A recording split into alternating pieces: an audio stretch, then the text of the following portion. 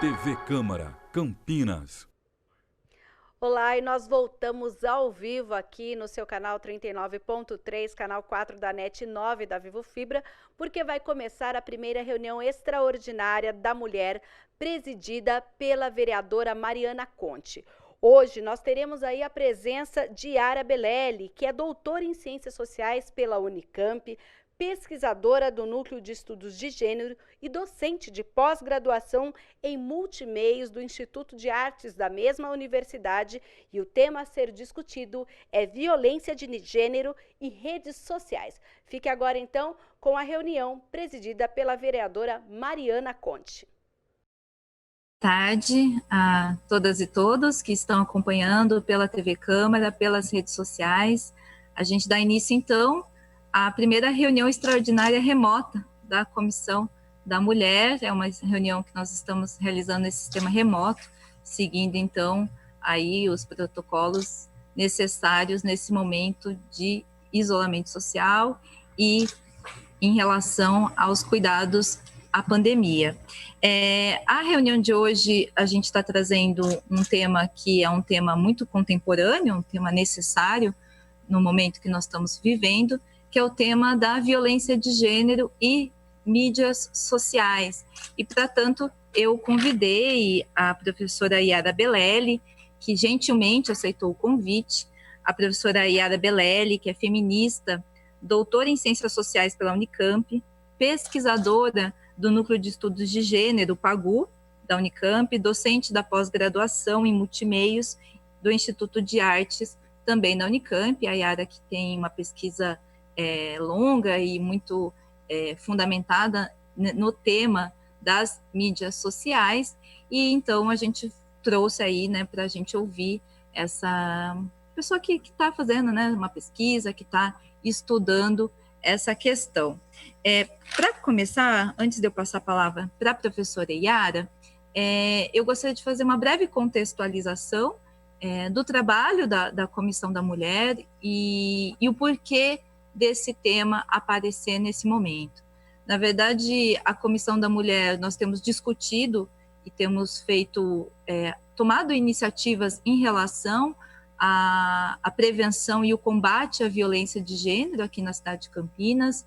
Esse tem sido tema, tanto do ponto de vista educativo, sobre de esclarecimento e de divulgação dos tipos de violência, dos aspectos da violência de gênero, que é a violência que se fundamenta numa discriminação da mulher enquanto mulher, e que geralmente também é acompanhada pela violência contra crianças e adolescentes. E também temos feito aí um processo de divulgação dos meios e dos canais de denúncia e pressão para a melhoria das instituições que têm a responsabilidade de prestar assistência e cuidado para as mulheres em situação de violência. Então, nós temos feito, esse é o debate que nós fizemos, por exemplo, sobre a instalação da vara especializada em violência doméstica e familiar, sobre a defensoria vocacionada, sobre a conquista, né, da delegacia 24 horas, sobre o debate que a gente tem feito também sobre o Centro de Responsabilização e Reeducação do Autor de Violência, que, felizmente, pouco tempo antes do início aí da quarentena e do agravamento da situação da pandemia, a Prefeitura de Campinas anunciou a abertura desse centro aqui na cidade de Campinas, o que eu acho que é importante, e vamos acompanhar, e espero que após esse processo, né, assim que nós conseguimos, enquanto sociedade, superar esse momento atípico, que então retome a instalação desse serviço aqui na cidade, que tem como objetivo, então, fazer o processo de reeducação dos autores de violência, lógico, dos autores de violência que não ofereçam risco, enfim, né? São das violências consideradas violências com penalidades mais leves. Então, esse tem sido um pouco o trabalho que nós temos desenvolvido no âmbito da Comissão da Mulher. E quando nós falamos de violência de gênero, nós falamos de uma violência que tem uma especificidade que em grande medida, a maior parte dos casos, acontece em relações muito próximas, numa relação de proximidade, de intimidade com a mulher e com crianças e adolescentes. Então, a gente vê nas pesquisas, a gente vê nos relatos, que a maior parte dos casos de violência contra mulheres, crianças e adolescentes acontecem no âmbito das relações íntimas, então, seja no âmbito das relações familiares e, sobretudo, das relações familiares. A maior parte dos agressores de mulheres, de crianças e adolescentes são pessoas da família e, portanto, pessoas que circulam no ambiente doméstico, no ambiente da casa, no ambiente mais íntimo da vítima da violência, ou pessoas que são do convívio de trabalho, convívio escolar. Isso torna o combate à violência e a denúncia da violência muito mais complexa. Por quê? Porque quando você está falando de uma violência que acontece no âmbito da intimidade, isso tem impacto grande na vida da mulher, porque significa que os aspectos mais íntimos da vida dela e dos seus filhos e das crianças, dos adolescentes, estão permeados de violência, e uma denúncia nesse sentido, ela tem impactos e repercussões grandes na vida da mulher. Então, é uma decisão, fazer uma denúncia, quando a gente está falando de uma relação de intimidade, significa que a mulher precisa ser apoiada, ela precisa ter muita estrutura, e é obrigação do Estado apoiar essa mulher para realizar esse tipo de denúncia. E nesse momento que nós estamos vivendo, a questão das mídias sociais ganha uma relevância muito grande. Já ganhava antes da pandemia, e com a pandemia ganha uma relevância ainda maior.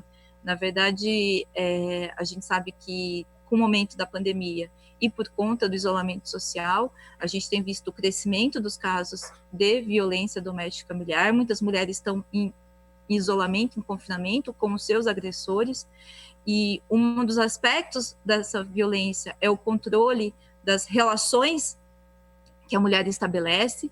Então, é muito, muito comum nós ouvirmos relatos, né, de mulheres que estão em situação de violência, em que o agressor tem o controle sobre, inclusive, o seu celular, sobre as próprias formas de comunicação com o mundo, e a gente tem visto a dificuldade que essas mulheres estão tendo de fazer uma denúncia, de buscar ajuda nesse momento tão grave. E isso coloca um desafio para as instituições que recebem essas denúncias, as instituições que apoiam e que dão orientação. Então, é necessário a gente pensar e reformular as práticas nesse sentido. Isso coloca também uma situação mais crítica no âmbito da violência contra as crianças e adolescentes. No caso das crianças, porque muitas vezes a escola é o único espaço de socialização extrafamiliar que a criança tem, e a escola tem um papel importante no sentido de identificar as violências, né, identificar se a criança está passando por uma situação de violência, e nesse momento, corretamente, nós não estamos tendo, né, quer dizer, foi uma medida sanitária importante, que deve ser cumprida, a suspensão das aulas, mas isso coloca também um desafio para as instituições que fazem aí a proteção, que são as instituições responsáveis pela implantação do Estatuto da Criança e do Adolescente, que prevê que nenhuma criança pode estar submetida a uma situação de violência, e que é dever do Estado, em todos os seus âmbitos, combater e buscar saídas para a violência contra a criança. Tem uma questão muito específica também, que eu tenho dialogado bastante com os movimentos, né, com as pessoas que trabalham a questão, que é a questão, por exemplo, da violência que as LGBTs têm sofrido. A gente sabe que muitas vezes as famílias não aceitam, por conta do preconceito, por conta de todo o estigma que essas questões de sexualidade e de gênero tem na sociedade, e acho que essa é uma questão que a Yara trabalha bastante, acho que a Yara deve comentar sobre isso, né? Mas a gente sabe que existem esses estigmas, e que muitas vezes, principalmente adolescentes, LGBTs, acabam passando aí por uma situação de violência dentro de casa, e de violência, seja violência moral, violência psicológica e até violência física. Então, essa também está sendo um problema nesse momento de isolamento social, nesse momento em que a gente está tendo aí os círculos mais de convivência mais restrito. Tem uma questão que eu acho que é importante mencionar também, lembrando sempre que a violência tem recortes e que as populações mais vulneráveis estão mais sujeitas à violência de gênero. Então, nesse momento também, as pessoas que estão em moradia precária, ou mesmo aquelas pessoas que não têm moradia, e é importante sempre a gente lembrar da população em situação de rua, que tem mulheres que sofrem também a violência de gênero nessa condição, também estão numa situação ainda mais vulnerável, e é importante o olhar sobre essa população.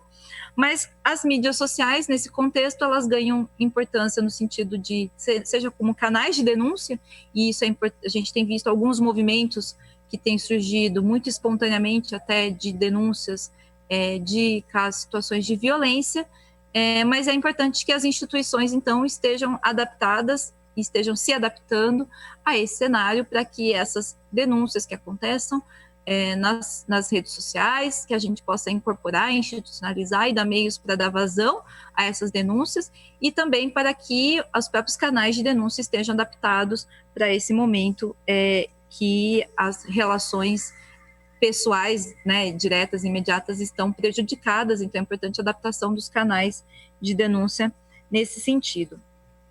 E também as mídias sociais como reprodutoras da própria violência, porque a gente sabe que as mídias sociais, elas, não as mídias como reprodutoras, mas como instrumentos de reprodução da violência. A gente sabe que muitas vezes a gente tem visto aí situação de compartilhamento de fotos, de vídeos de intimidade, ou mesmo discursos de ódio, discursos de que acabam reproduzindo todo o estigma, todo o preconceito de gênero que recai principalmente sobre mulheres, sobre crianças, adolescentes e mulheres LGBTs, enfim, mulheres negras. A gente sabe que isso tudo acaba reproduzindo estigmas que a gente tem na nossa sociedade. Então, essa é uma breve introdução que eu gostaria de fazer. Vou passar então a palavra para a professora Yara Bellelli, só lembrando que a gente está tendo aí a possibilidade de interação do público, seja pelo WhatsApp e e-mail aqui da Câmara Municipal, né? Então, o WhatsApp da Câmara 978293776, aí está aparecendo na tela. E se você quiser fazer questionamentos, comentários, pode enviar. E também nas redes sociais do meu mandato, nós também estamos fazendo transmissão, divulgando, e se você quiser comentar nas redes sociais, Facebook, YouTube, também fique à vontade, nós vamos fazendo a interação aqui na medida do possível. Então, vou passar a palavra para a professora Yara. Obrigada, Mariana, eu agradeço imensamente o convite da vereadora, e destaco a importância de fazermos esse debate nesta casa, porque os legisladores têm a chance de perceber mais de perto quais são as questões que orientam as demandas sociais, né? De modo a promover tanto a produção de leis, como particularmente a fiscalização do cumprimento das leis que já existem. Bom, nessa apresentação, eu não vou falar das LGBTs, né? Não é minha área, eu vou falar muito das mulheres, né? Eu tomo como base algumas matérias jornalísticas sobre a violência contra as mulheres, mas especialmente as ações de grupos empenhados em fazer vários tipos de assédio, né? Em fazer denúncias, né? Em combater vários tipos de assédio. Antes de entrar propriamente no tema, eu esclareço que as redes sociais, como muitos podem pensar, não são um mundo à parte, mas elas estabelecem um contínuo on-offline. Se as novas tecnologias de comunicação possibilitam espaços inéditos de violação de direitos, e a gente está aí vendo, né, os discursos de ódio, que não tem argumentos propriamente, mas é um discurso para desqualificar as pessoas que pensam diferente, né, ou as pessoas que são percebidas como diferentes. Então, essas novas tecnologias possibilitam esses espaços inéditos de violação de direitos, elas também são ferramentas importantes para contestar, relatar e combater práticas violentas, onde se destacam as redes de apoio. Os usos de ferramentas como blogs, webcams e, marcadamente, redes de sociabilidade, como o Facebook, têm sido estratégicas para os sujeitos contemporâneos. De um lado, para pensar formas inovadoras, de visibilizar formas inovadoras de ser e estar no mundo, oferecendo maior visibilidade e reconhecimento. No caso aqui abordado, das agruras por que passam as mulheres pelo fato de serem mulheres.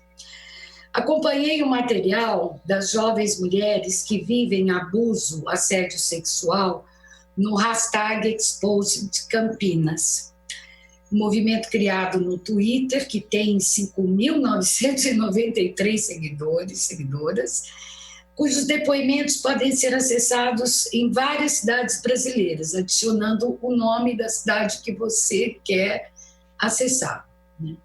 Esse movimento me parece inspirado no de 2015, que era o hashtag Meu Amigo Secreto, que ganhou a cena nas redes sociais, também pautado em relatos de quem sofreu com atitudes machistas e violentas de homens conhecidos.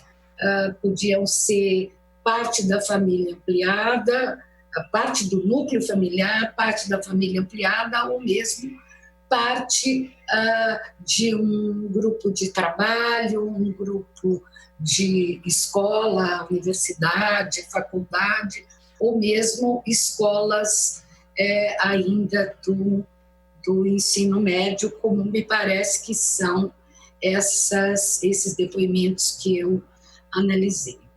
Apesar de não ser uma especialista na questão da violência, tenho acompanhado de perto o debate e os números assombrosos de mulheres que sofrem violência, desde as mais cotidianas, injúrias passadas de mão inocentes, até violências físicas que recorrentemente terminam em assassinatos, perpetrados por agressores, muitas vezes de redes familiares ou grupos de convívio, como a própria Mariana disse na sua apresentação.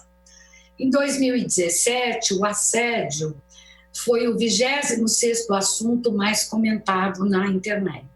Nos últimos 3 anos, as menções ao termo cresceram 324%, com destaque para um novo tipo de assédio, esse que é chamado de virtual, que cresceu 26.000%.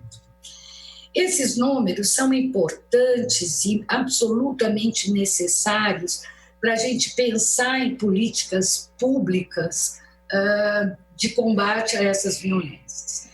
No entanto, ao ler os depoimentos das jovens do hashtag #ExposedCampinas, lembrei de uma frase de Boubacar Diop, romancista sul-africano, que dizia: os números são imagens frias.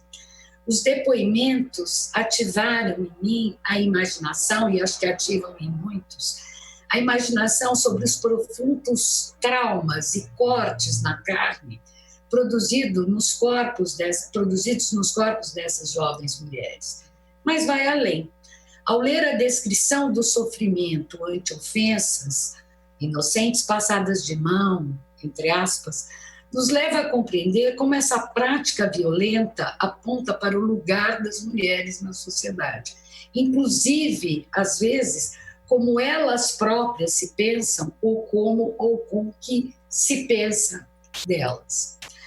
As denúncias de beijos sem consentimento, passar a mão na bunda, justificadas pelo agressor, pelo alto teor alcoólico dele e dela, são recorrentes, além da exposição da vítima para outros colegas, o que o enaltece com a famosa frase: essa eu já peguei. E não é difícil que se crie uma imaginação da vítima como vadia. O consumo de álcool e ter muitos parceiros em uma festa, comportamento naturalizado para os homens, quando feito por mulheres, as coloca sob julgamentos morais. A essas narrativas se junta o medo de contar o abuso quando criança por pessoas próximas da família, após passados muitos anos. Será que elas vão acreditar? Não quero criar briga em família. Ainda penso em contar depois de vários anos. Mas elas vão dizer, por que você não falou na época? Em menor medida, isso tudo eu estou relatando um pouco do que eu pensei, alguns depoimentos que, enfim, se repetiam, então tentei juntá-los aqui. Em menor medida, por vezes aparece uma certa autoculpabilização, mas fortemente percebida na reação dos outros. Ela estava se insinuando mesmo, também com aquela roupa, o que ela queria. Os homens não são de ferro. De novo, né, voltamos para essa naturalização. A vestimenta, percebida como um incentivo ao comportamento libidinoso, é mais comum do que podemos imaginar. Um aluno posta uma mensagem sobre fotos e vídeos de uma colega de escola apontada como aquela que dava para todo mundo, nas palavras dele. Ele chega a essa conclusão pelas fotos de biquíni e vídeos dançando que ela postava. E acrescenta que ela fica com 5 meninos ao mesmo tempo, sugerindo que ela está procurando, por isso encontra.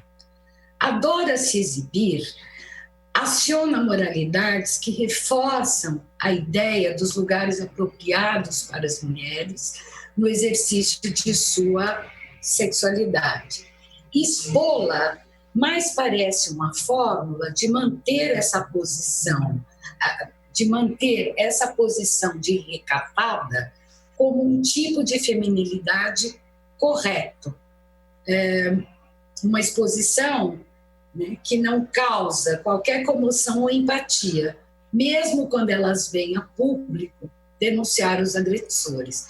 Aliás, isso eu acho fascinante, né? Eu orientei uma aluna que fez uma pesquisa sobre um termo que eu nem gosto, mas que era a tal pornografia de vingança, né? Que os homens tiravam fotografias quando estavam no relacionamento, né? E depois, quando elas acabavam com o relacionamento, eles expunham essas fotografias ou para um grupo de WhatsApp de amigos ou para diretamente na rede social. E todo o debate midiático, estou dizendo, ainda mais da grande mídia, ou mesmo nos comentários ao que aparecia, né, desse debate, comentários de gente comum, sempre era apontado o nome da moça. O nome do agressor nunca aparecia, o que me chamava muita atenção. Agora, também me chamou a atenção nesse material que eu fiz uma pequena uma análise, as várias denúncias sobre professores assediadores, ou que se insinuavam para as alunas tocando seu órgão genital, ato também percebido pelos meninos da classe. Aparentemente, alguns desses casos foram levados à diretora da escola, que, segundo os depoimentos, fez vista grossa. Outro professor aparece como assediador no Facebook de uma aluna de 16 anos, comentando suas fotos de shorts e, na sequência, enviando nudes para ela. Quando isso vem a público, ele a taxa de louca. Nos casos dos professores, me parece que a melhor saída é denunciar, dos professores, aliás, eu gostei muito na tua introdução, quando você não fala da punição, mas da educação. Isso, da educação, principalmente entre os pares, né? Porque são meninos e meninas, homens e mulheres, jovens mulheres e jovens homens, que estão ali, que são pares, né? Você não tem uma coisa hierárquica, né? É todo mundo. Então, acho que a questão da educação, ela pode funcionar muito mais do que uma punição, né? No caso dos professores, me parece que a melhor saída é denunciar para a instituição. Se a instituição fizer vista grossa, ir ao Conselho Municipal de Educação e ir seguindo as instâncias. O caminho institucional, para mim, ele é certeiro. Mas aqui nós temos uma questão complexa.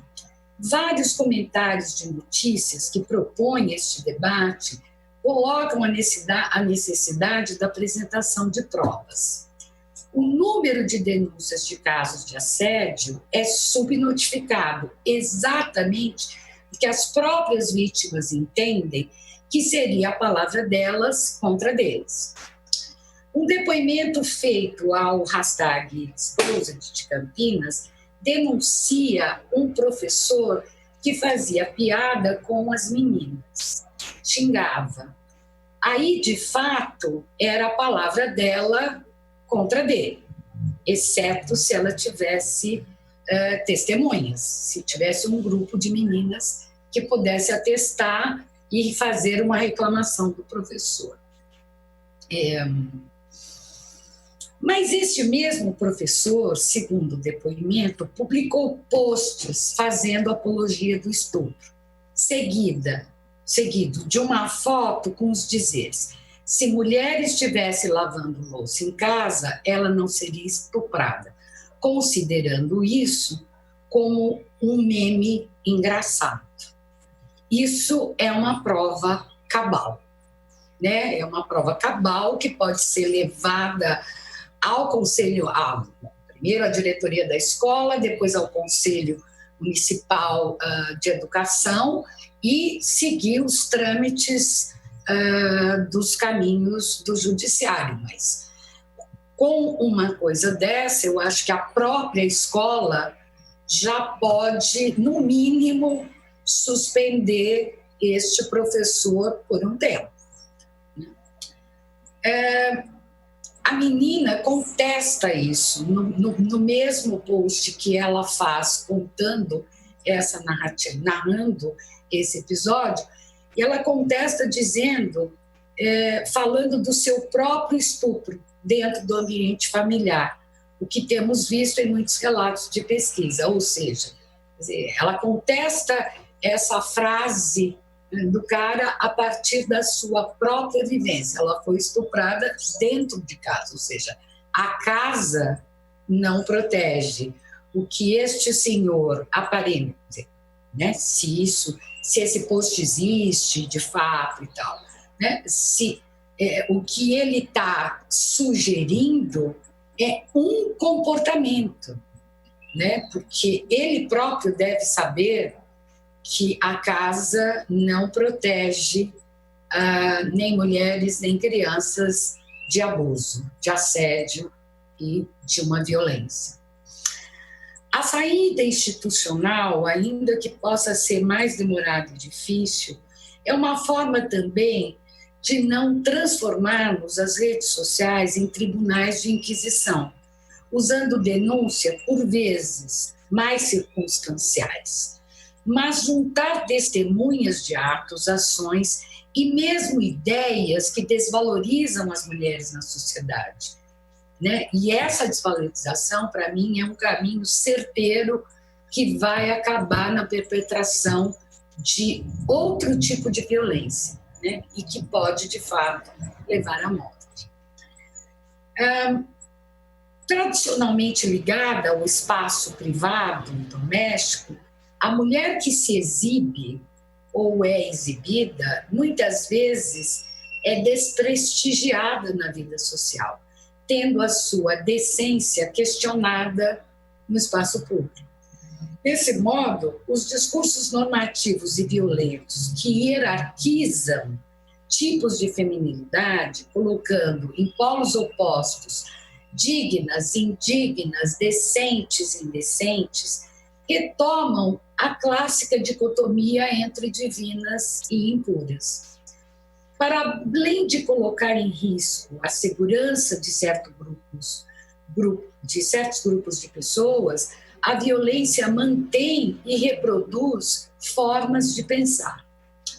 Nos anos 70, argumentos jurídicos da legítima defesa da honra ou da violenta emoção justificavam o crime por meio da culpabilização da vítima, garantindo a impunidade ou diminuição de pena para agressores e assassinos de mulheres. 40 anos depois, as vidas das mulheres assediadas, abusadas, assassinadas, continuam sendo pensadas como réis, ou pelo menos se tenta, como apontava o pioneiro trabalho de Marisa Correia, autor do clássico livro Morte em Família, que foi uma perspectiva feminista sobre o homicídio de mulheres. Então, o que eu tinha para assim elaborado para dizer era isso. Agora, eu gostaria muito de ter questões, porque aí eu acho que o debate é muito mais interessante. Muito obrigada.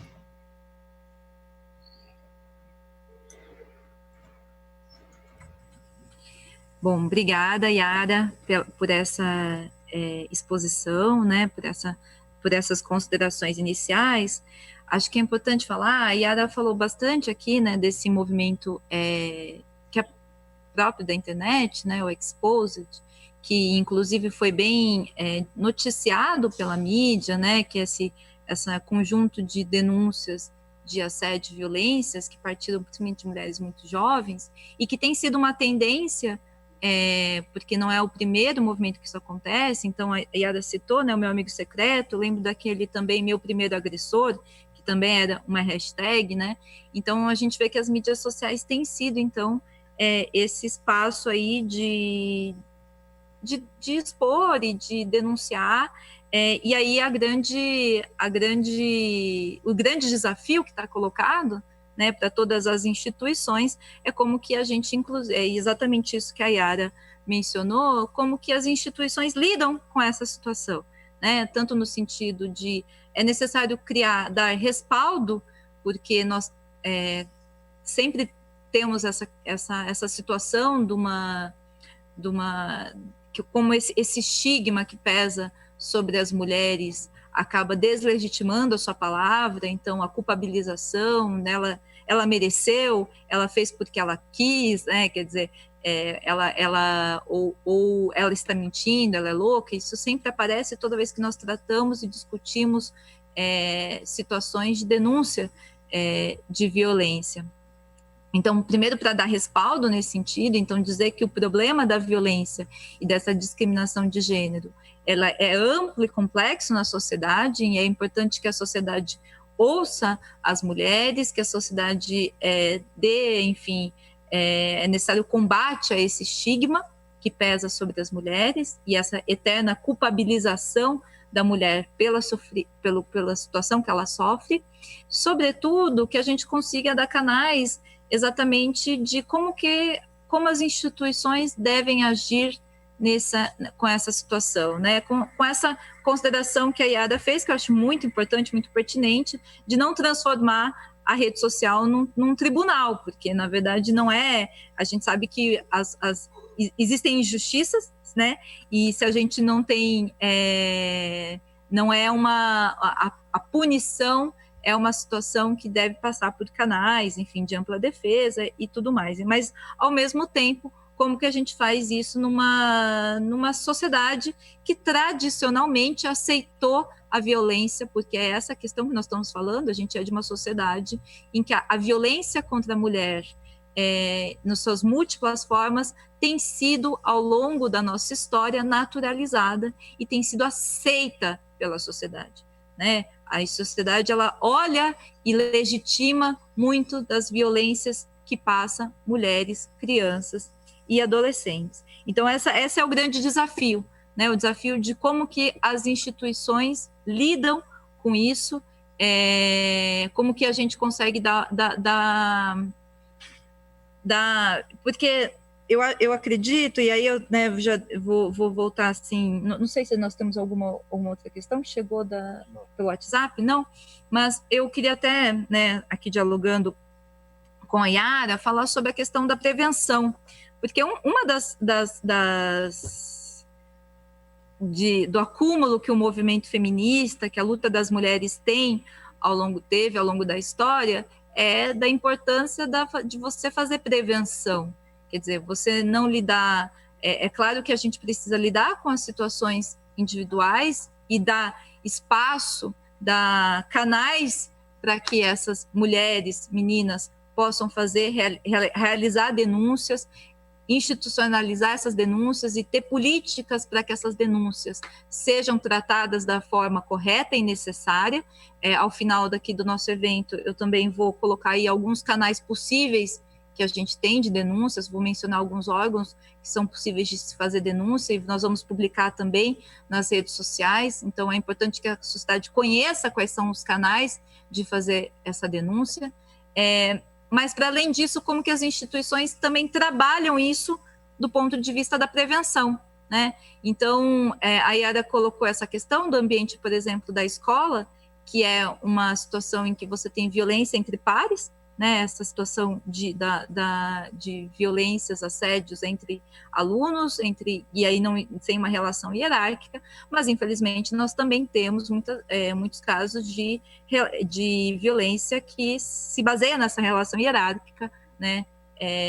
Entre professores e alunas, sobretudo. Então, isso, como que a gente trabalha isso? Então, a importância da discussão de gênero, da importância da gente estar debatendo essas questões no âmbito da escola, e as instituições escolares, sejam elas públicas e privadas, assumirem compromissos no sentido de, como diz, não passar pano, né? Eu acho que talvez o passar do pano seja a coisa mais, o desafio mais importante aí no âmbito de todas as instituições, porque nós temos aí uma situação que, como nós mencionamos, né, como são violências que acontecem no âmbito de pessoas conhecidas, isso torna muito mais difícil, né?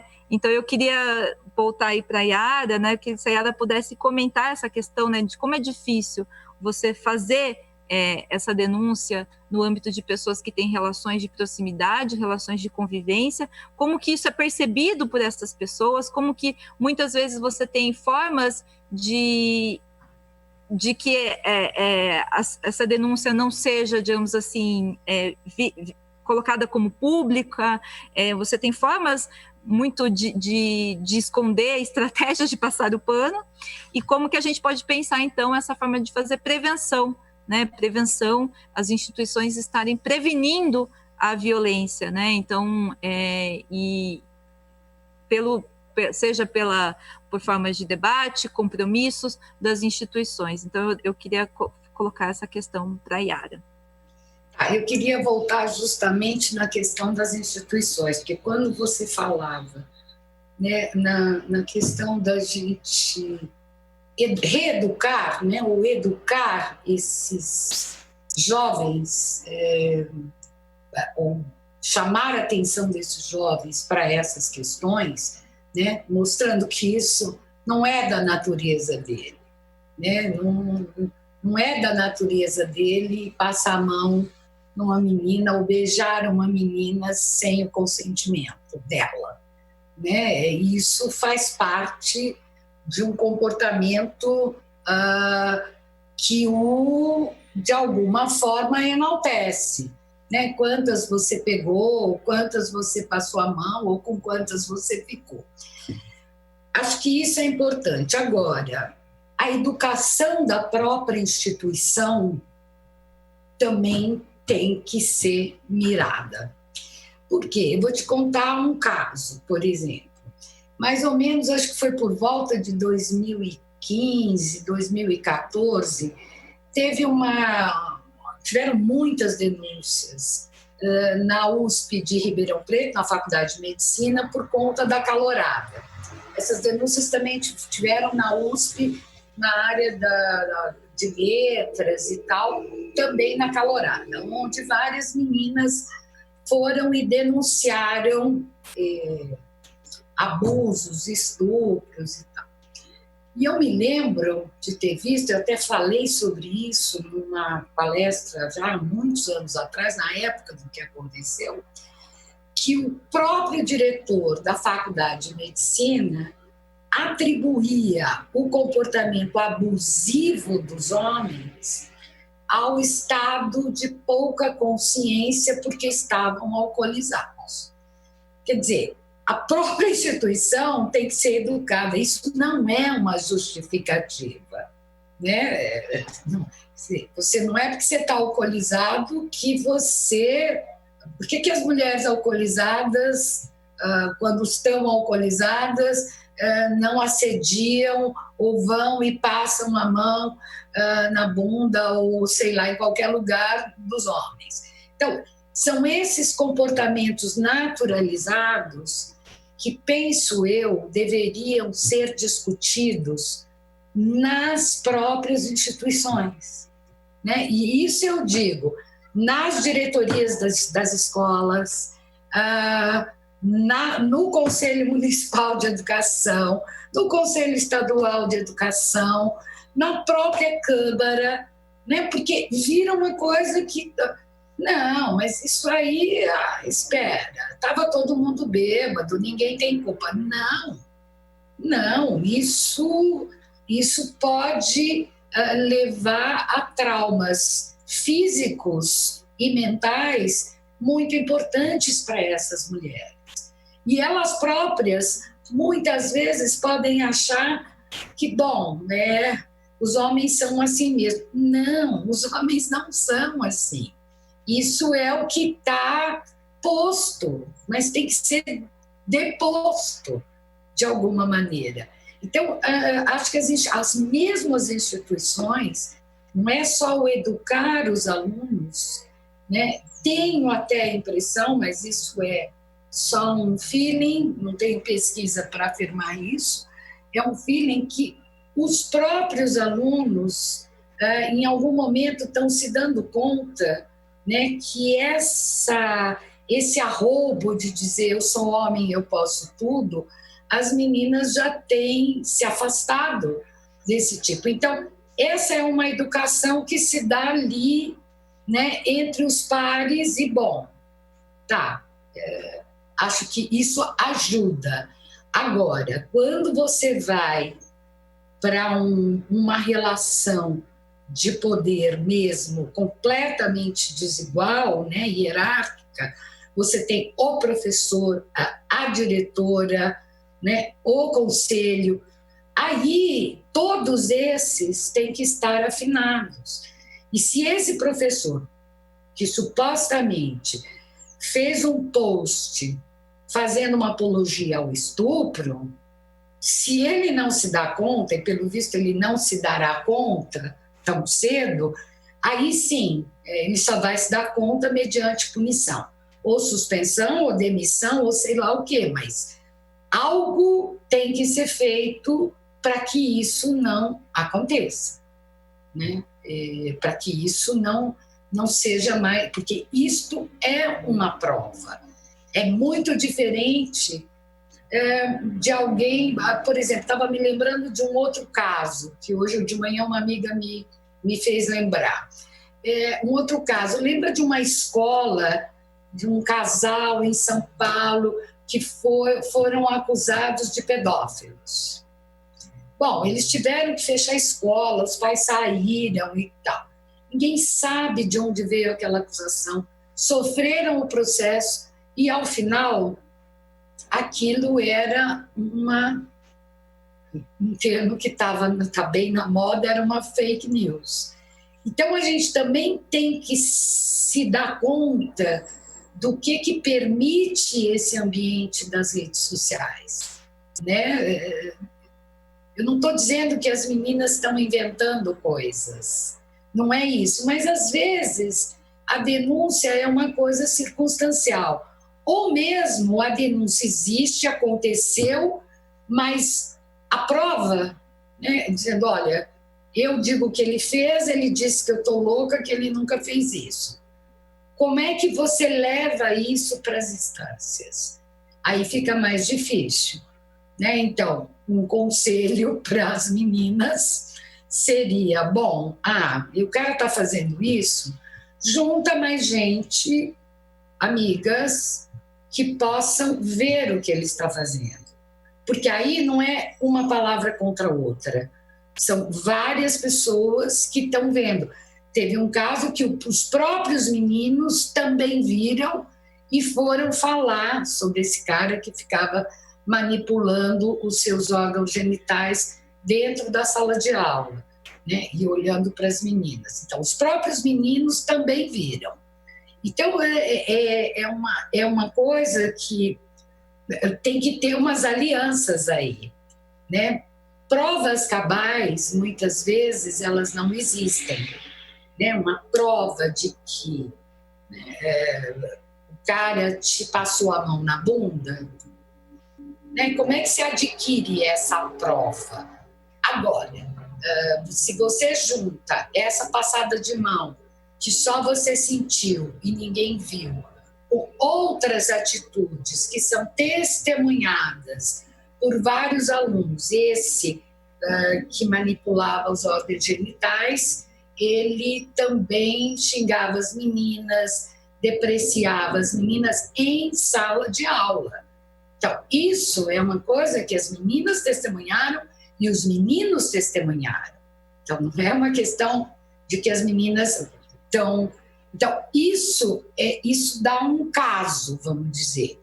Eu nem estou falando de um caso que vai para o judiciário, porque eu acho que muitas vezes você pode resolver isso na própria escola. Eu acho impensável que uma escola fique com um professor que assedia alunas, né? É impensável. Então, o educar as instituições, porque muitas vezes, né, um diretor de escola, a gente conhece as crianças, eu não fui professora, fui há muitos anos atrás professora de escola pública por muito pouco tempo, mas você conhece as pessoas à sua volta. Muitas vezes os jovens também, né, têm umas narrativas alimentadas por várias coisas, né?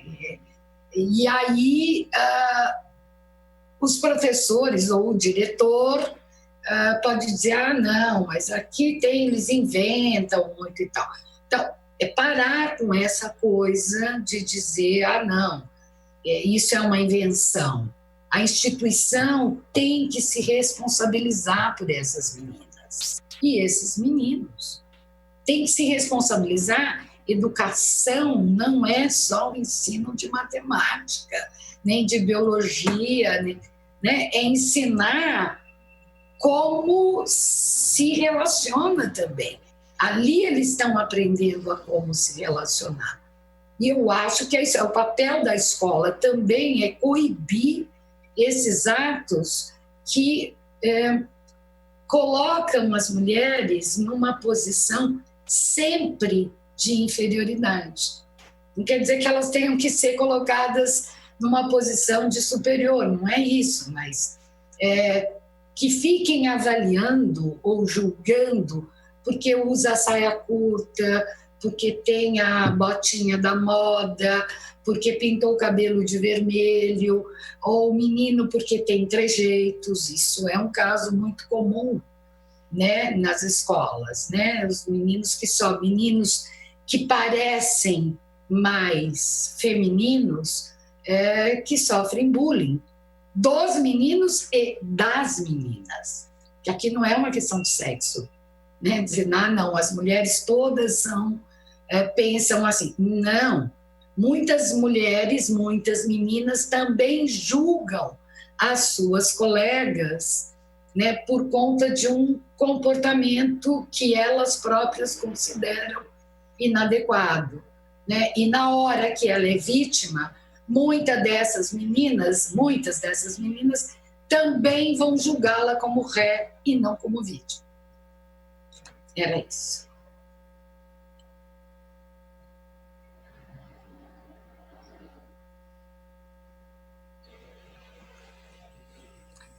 Obrigada, Yara, pelas considerações. Essa questão de educar as instituições realmente é muito importante, e educar as instituições passa, na verdade, os poderes precisam assumir a responsabilidade de educar as instituições. Acredito que esse é um encaminhamento impossível da gente tomar aqui, né? Na verdade, de promover um debate e colocar aí campanhas com as instituições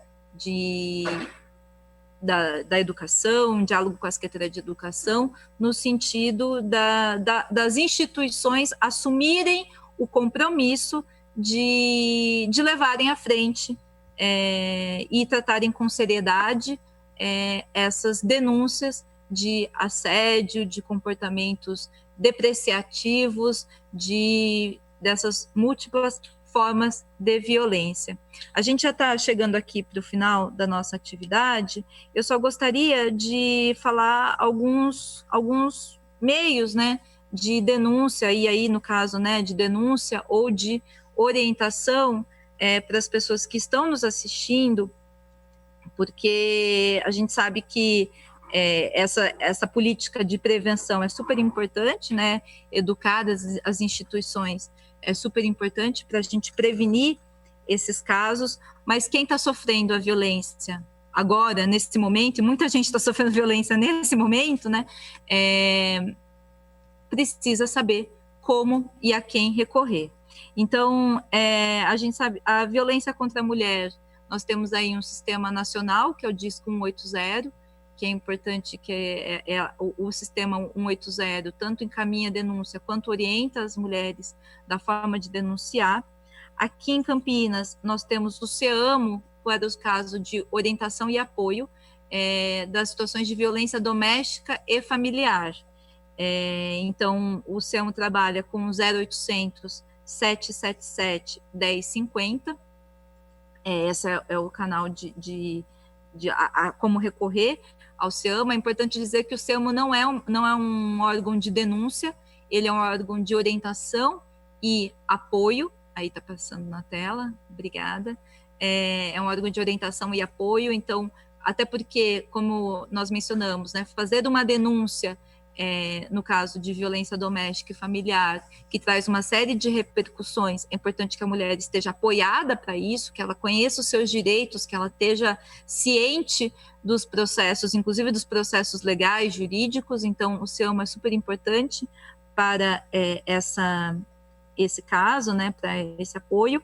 No caso de violências contra crianças e adolescentes, nós também temos um sistema nacional, que é o Disque 100, que recebe, então, acolhe essas denúncias, né? O órgão responsável pelo acompanhamento, o canal de denúncia e o órgão garantidor, né, responsável aí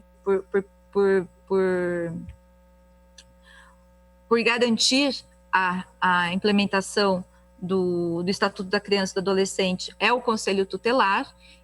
O Disque 100 faz o canal com o Conselho Tutelar também, mas nós também temos aqui em Campinas alguns canais de denúncia específicos, né, do Conselho Tutelar. O 0800 770 1085 e o e-mail ct.adm@campinas.sp.gov.br. Então, esses são os canais de denúncia do Conselho Tutelar. Nesse momento de pandemia e de isolamento social, o Conselho Tutelar também está funcionando com cada região da cidade está funcionando com um plantão de WhatsApp, né? E a gente pode depois passar, tanto para a TV quanto para publicar nas redes sociais os telefones referentes a cada região. Então, esses são alguns dos canais para se realizar uma denúncia, sempre lembrando que a gente sabe que um dos grandes desafios que estão colocados é que essas denúncias possam, e as pessoas que denunciam possam ter apoio das instituições para que essas denúncias sejam levadas à frente, para que as pessoas que denunciam sejam protegidas, sejam resguardadas e para que a gente possa ter, então, a resolução desses casos. As instituições, elas não são perfeitas, nós estamos aí lutando para aprimorar essas instituições, mas eu acho que é importante que, e faz parte desse processo também, a publicização e a divulgação desses canais. E também a gente aí, então, criar e pensar em instrumentos, acionar as diversas instituições e órgãos responsáveis para colocar isso que a Yara sintetizou brilhantemente, eu acho que é bem isso mesmo, que é educar as instituições. É isso, Yara, quer fazer alguma fala final? Não? Tá certo. Eu agradeço imensamente a professora Yara Bellelli por participar aqui, né, com a gente dessa reunião da Comissão da Mulher. Agradeço toda a equipe aqui da Câmara, a TV, a equipe legislativa também pelo apoio. Agradeço a nossa equipe, a minha equipe, né, do nosso gabinete também, que fez a articulação, que está aí prestando apoio na transmissão.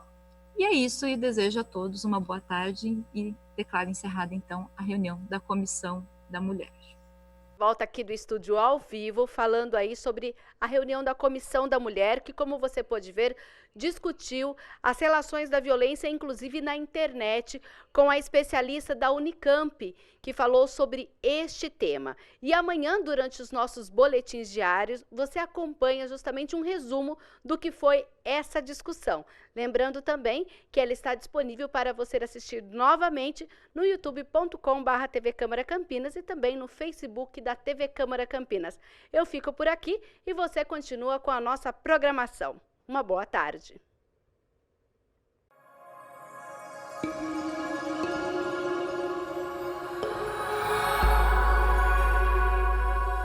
TV Câmara Campinas.